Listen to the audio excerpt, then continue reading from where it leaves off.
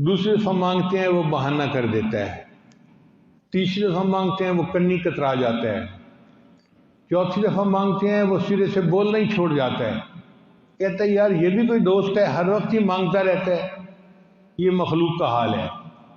اور اللہ تعالیٰ کا معاملہ دیکھیے، ایک دفعہ مانگو اللہ دیتے ہیں، دوسری دفعہ مانگو اللہ دیتے ہیں، تیسری دفعہ مانگو دیتے ہیں، 100 دفعہ مانگو دیتے ہیں، 1000 دفعہ مانگو دیتے ہیں، لاکھ دفعہ مانگو دیتے ہیں۔ جو بندہ ہر چیز اللہ سے مانگے، ہر وقت اللہ سے مانگے، اللہ اس کو اپنا ولی، اپنا دوست بنا لیتے ہیں۔ اللہ فرماتے ہیں یہ بندہ میرے سوا کسی اور سے مانگتے نہیں، یہ میرا ولی ہے۔ تو مانگنے کا مزہ تو اللہ سے ہے، اس لیے بیمار ہو تو اللہ سے شفا مانگیں، کوئی مصیبت کوئی پریشانی ہو تو اللہ کی طرف رجوع کریں۔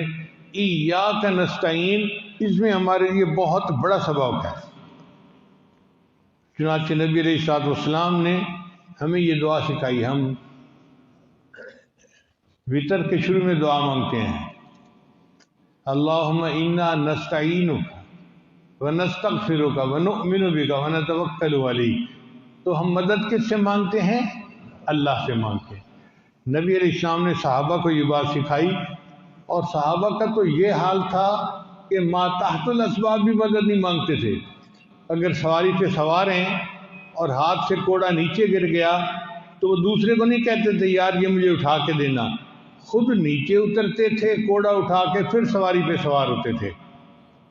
اللہ کے محبوب نے ان کو ایسا بنا دیا تھا، کسی کے سامنے ہاتھ پھیلانے کا تو سوال ہی پیدا نہیں ہوتا تھا، ان کے ہاتھ فقط اللہ کے سامنے پھیلتے تھے۔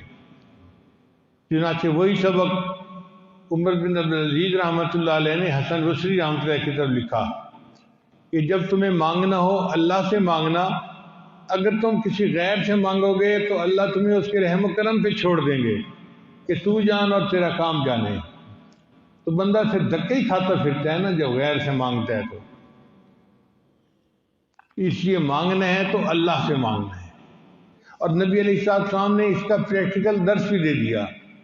حدیث مبارکہ میں آتا ہے کہ نبی علیہ السلام ایک سفر کے دوران درخت کے نیچے قیلولہ فرما رہے تھے، تو آپ صلی اللہ علیہ وسلم نے اپنی تلوار درخت کی شاخ کے ساتھ لٹکا دی۔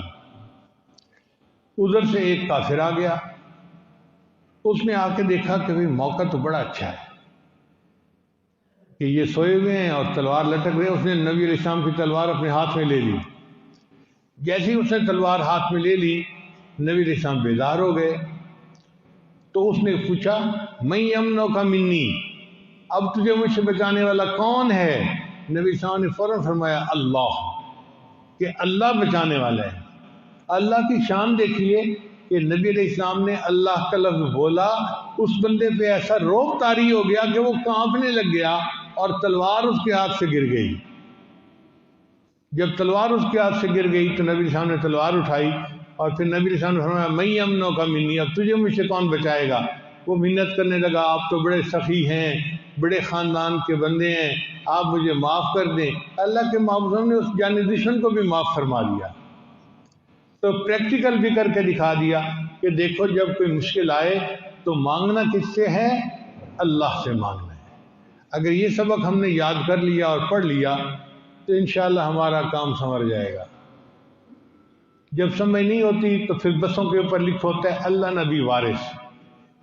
بھئی اللہ نبی کا وارث، نبی کا وارث بھی کون ہے؟ اللہ ہے۔ اللہ کو وارث بناؤ، اللہ کے ساتھ کسی کو شریک نہ کرو۔ اور شیطان کی کوشش یہی ہوتی ہے کہ کسی نہ کسی طرح بندہ شرک کا ارتکاب کرے اور اس کا ایمان پھر خطرے میں پڑ جائے۔ ہمیں چاہیے کہ ہم یہ پڑھتے رہیں حسبنا اللہ و نعم الوکیل نعم المولا و نعم النصیر۔ ہمیں اللہ کافی ہے اور اللہ بہترین وکیل ہے۔ اللہ کتنا بہترین مولا ہے اور کتنا بہترین مددگار ہے۔ اللہ تعالیٰ قرآن مجید میں ایک جگہ فرماتے ہیں الیس اللہ بکاف عبدا، کیا اللہ اپنے بندے کے لیے کافی نہیں ہے؟ تو اللہ اپنے بندے کے لیے کافی ہے، ہمیں کسی اور سے مانگنے کی کوئی ضرورت نہیں۔